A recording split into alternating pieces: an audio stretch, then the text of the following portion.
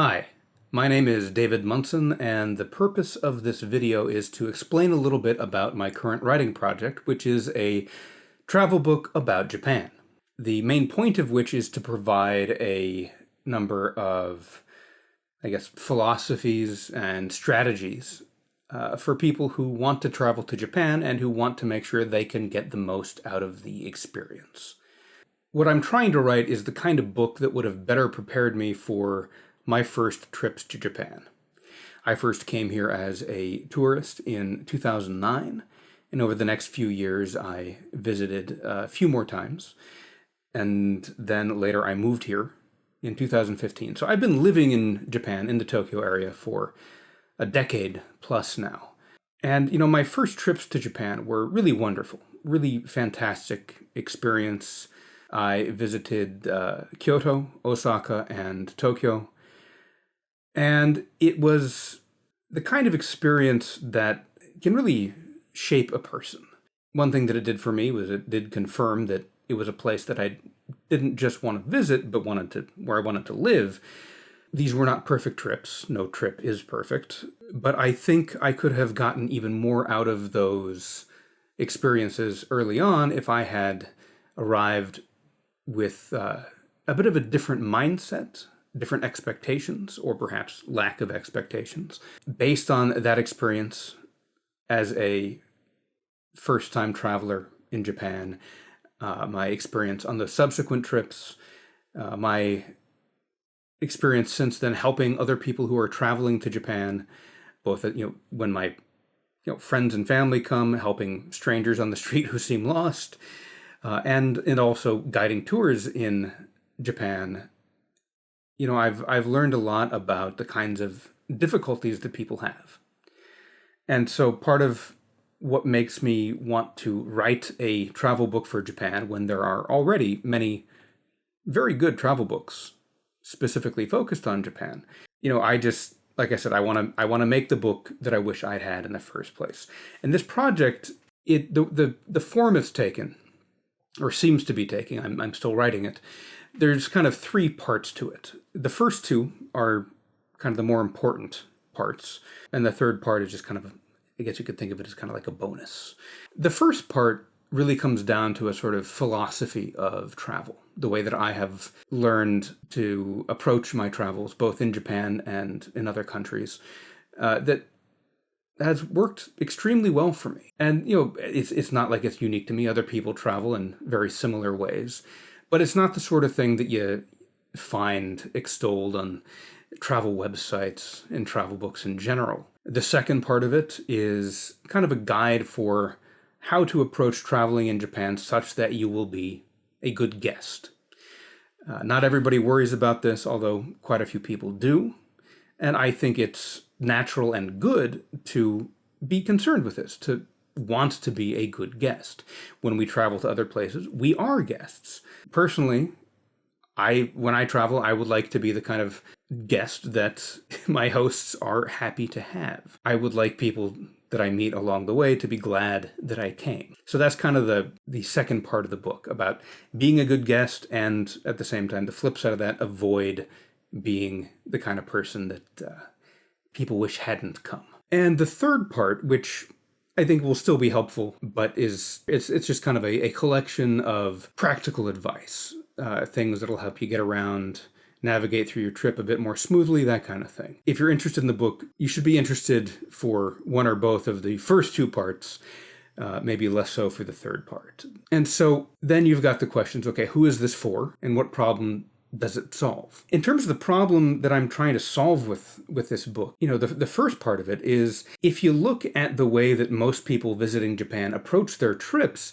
you see a lot of similarities. And part of that has to do with the kinds of things that people do and the places they choose to go. In short, most people who visit Japan end up doing many of the same things, going to many of the same places. And this is a problem for two reasons. It's a problem for the travelers because, do you want a cookie cutter trip? Do you want to approach going to a faraway place that was probably at least a bit difficult to get to for practical reasons and also probably financial reasons. International travel is not cheap. Do you want to have the same trip as everybody else? I would think that most people would say no. And so part of this is showing you how to create a trip and an approach to your trip that is going to give you a more meaningful, deeper, more enriching experience, something that is more related to you as a person and your interests. So that's part of it. The other part of the problem with everybody going to the same places and doing the same things is that there is a kind of fatigue that ends up affecting these places, specifically among the people here in Japan who are running these businesses, who are the staff at popular destinations. Tourism becomes over-tourism once it gets to a certain point.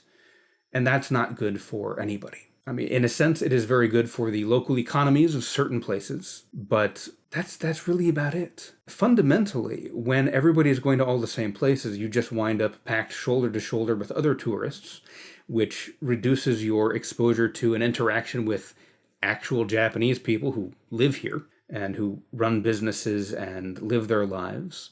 And personally, if I'm going to go somewhere that I've never been before, the people I most want to interact with are everyday people and people running small businesses and people in places where perhaps they don't expect tourists to wind up. Because, that's part of what I think has led to a lot of the best experiences that I've had when traveling. And so when you go to the same places as everybody else, you're just compounding multiple problems for yourself and for the people running those places.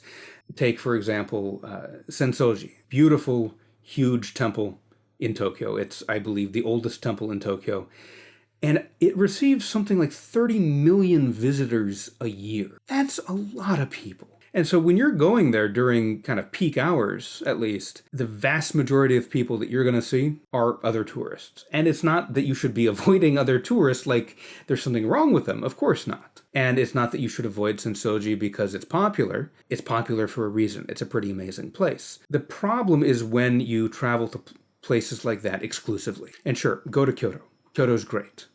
Go to Osaka. Osaka's great. Go to Tokyo. Tokyo's great. But even if you only go to those major cities, the vast majority of those cities are made up of places where most people don't actually go. There are a huge number of temples and shrines all over Tokyo. Beautiful places, places with rich history. So yeah, maybe check out Sensoji early one morning before it gets crowded.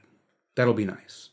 But then, take the train somewhere else into the city and just wander around, find some place, because there are beautiful, interesting places no matter where you go. So part of what I'm trying to address with this is to give people tools to kind of push back against that tendency to treat international travel like something driven by a giant checklist of like, well, I've got to do this, I've got to do that, I got to eat this thing, I got to go do whatever it is. And if you spend 10 minutes looking at lists of must-see attractions in Tokyo, for example, most of them are going to have exactly the same things, the same neighborhoods, the same temples and shrines, the same restaurants. And I want to give people tools to kind of go beyond that, maybe extremely far beyond that if you feel so inclined. If you want to go out to some little town out in Fukui Prefecture where people are legitimately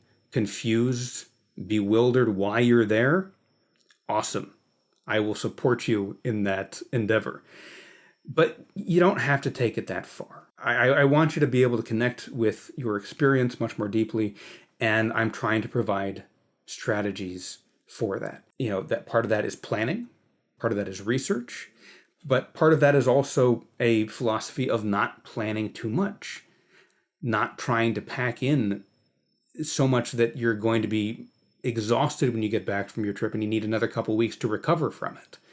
No, I want you to have space. I want you to have breathing room in your schedule, space that allows discovery. And I will provide approaches, frameworks for how to do that. Exploring is something that I do constantly, even just in my own neighborhood. Just last week, I found a street in my neighborhood that I didn't know was there. I don't know how I've missed it. I've lived here for 8 years. But, that just really points to the depth of possibility for exploration, because you never know what you're going to find.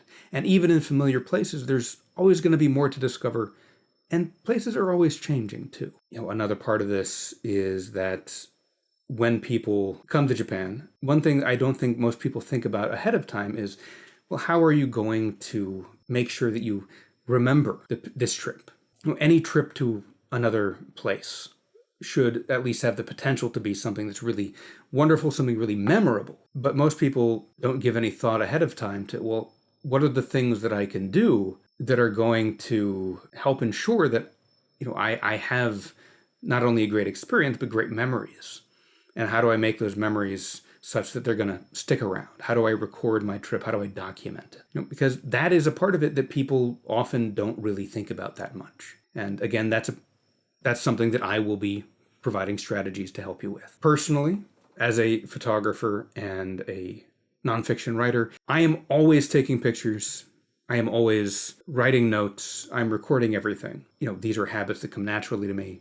That's just kind of my default behavior. That's not a default for most people, but it's something that you might want to cultivate before heading overseas. But another part of it, by the way, and just so you know, if you're traveling to another place, plan to take pictures, take videos, make notes, journal about it at multiple times during the day. That's going to be, instrumental in remembering more in the first place, but also having something worthwhile to revisit after the fact. And that's something that you should do.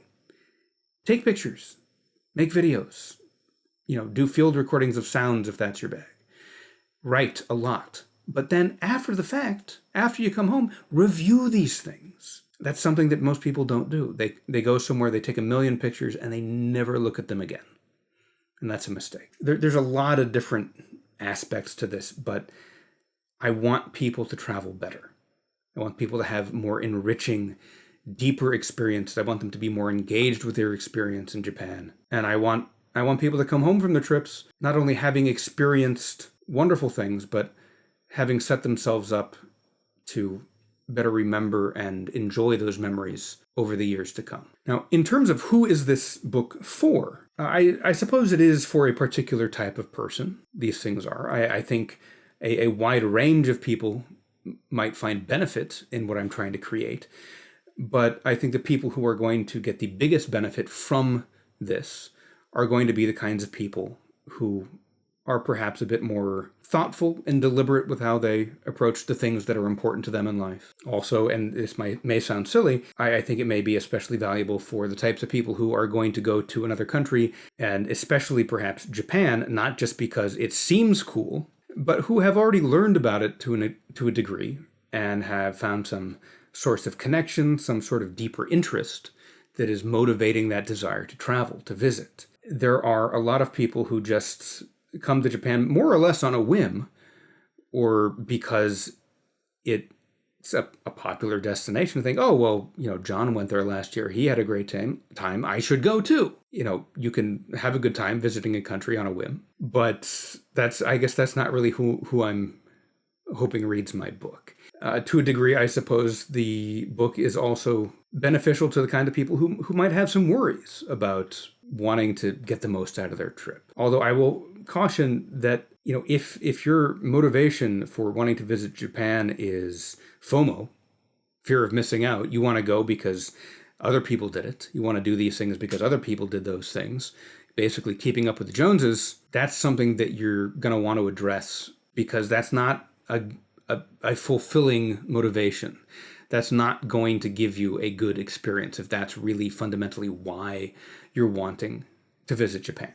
If you're wanting to visit Japan and it is, a big investment for you, and you want to make sure that you really get something out of the experience, I think I can help you with that. And finally, I think one other group that might get something worthwhile out of this book and what I'm trying to do with it is people who have visited Japan before, and maybe they've had more of a kind of a standard, dare I say, cookie cutter experience visiting Japan. They've done the popular things. They've gone to the places where people say you should go, but maybe feel like something is lacking. You want to go deeper. You want to go off the beaten path. You want to have unique experiences, things that you've never done before. You want to push your comfort level a bit. That is something I think I can help you with that as well. So this book is not going to be for everybody, but I think it will be useful enough to enough people that it is a worthwhile project. Because when starting this book, I mean, I started this book in one way or another, not long after I moved to Japan, when traveling in Japan was still really fresh in my mind, because just before I had moved to Japan, a few months before, I had come here on a trip. I was living in Shanghai at the time, but I had come to Japan just to, even as a way to kind of keep my motivation up. And so I visited, went back to Shanghai, a few months later, moved to Japan. And so when I first came, it was really fresh in my mind. And that's when I first started playing with these ideas, first started organizing these things. But for a long time, I thought, well, who needs another travel book for Japan? There's a million of them out there already. A handful of them are worth reading. I wouldn't say that most are, because most are exactly the same. And they're going to give you the same recommendations. They're going to give you the same outdated information. They're not really useful. There are a few books about travel that I think are much more valuable, and I'll plug one right here. Vagabonding by Rolf Potts. He's somebody who has a philosophy of travel that overlaps in a big way with mine. If you haven't read that, regardless of my book, read that. Vagabonding by Rolf Potts. It's good. But for a long time, I thought, why make this book? Especially now with the internet being what it is. There's a million travel websites dedicated to Japan. There's travel articles everywhere. Now we have the influencers of the world, who, by the way, I mostly think you should disregard. Don't listen to them, mostly. I mean, and by the way, there are some creators, like on YouTube, who do Japan-centric content that is excellent. I can make some recommendations another time. I don't want to get too off track here. So it's not that you should disregard everybody out there who's making Japan content. Of course not. People are out there doing excellent work.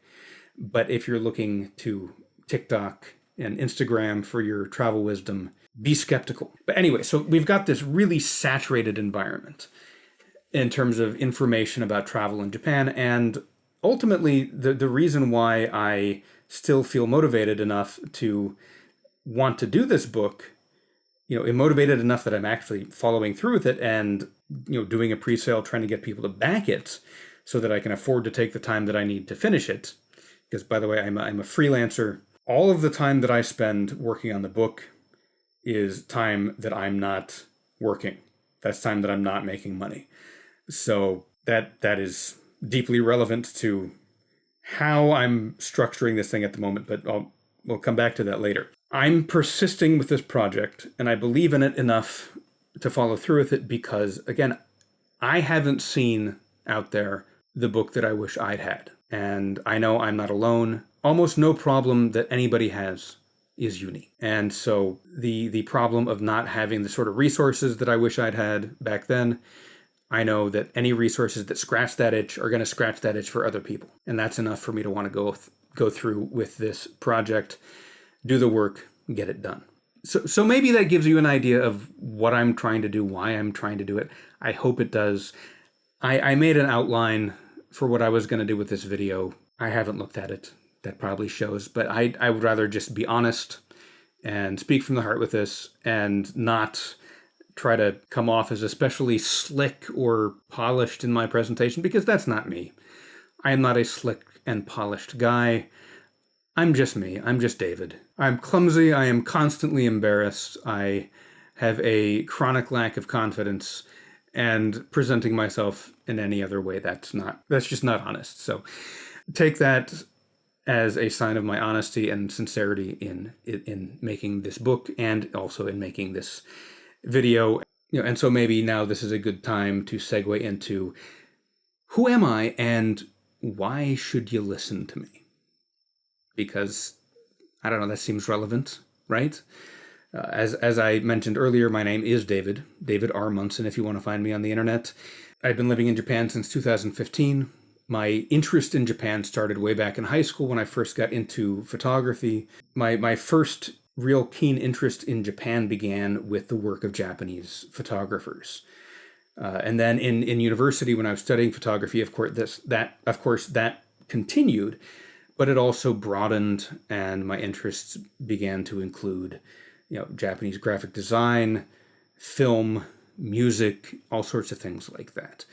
And just one way or another, all of my areas of interest, my hobbies even, they all just kept connecting back to Japan. And so I thought, this is somewhere that I need to go. And so way, way back, like in the spring of 2002, that's when it occurred to me that not just, I should visit Japan, but, I could actually live there if I wanted to. But of course, life is messy and there were many detours. And so instead of moving from Ohio, where I was in university, to Tokyo, as was my original plan, my intention was to move there in 2004 after graduating, I went from Ohio to Missouri to Illinois. From Missouri, I went to South Korea. From South Korea, I went to Taiwan.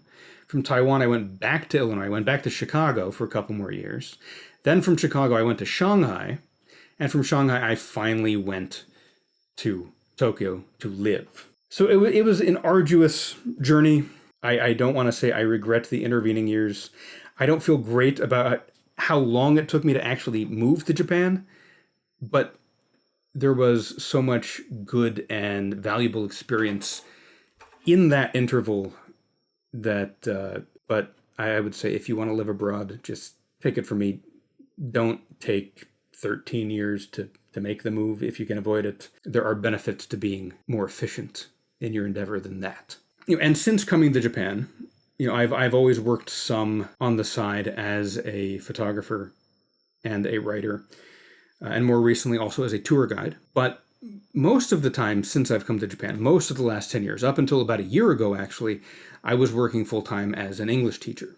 And people have a lot of not very nice things to say about English teaching and English teachers, but take it from me, it is a real job. It is difficult, and a lot of us are really actually heavily invested in doing a good job of it and are highly skilled. So don't dismiss it, please. It's a real job, I promise. But unfortunately, the industry is really quite stagnant. There are no, or at least I would say very few real growth opportunities in it, and I had to get out. And so for the last year, I've been freelancing, and it's been hard. But one thing that, especially in the last year, I've really been wanting to finish is this travel book, which is why we're here today. I live here in this apartment. This is my bedroom. I've lived in Saitama City here for about 8 years, and I'm here with my wife and cat. My wife is awesome. So is my cat. I love cooking. I love food. I love literature. I love films, music. I love cycling. I ride my bike around pretty much every day. It's wonderful. Go cycling in Japan, by the way. If you visit and you like cycling, do yourself a favor, find a way to do at least a little exploring on two wheels. It's a fantastic place to cycle.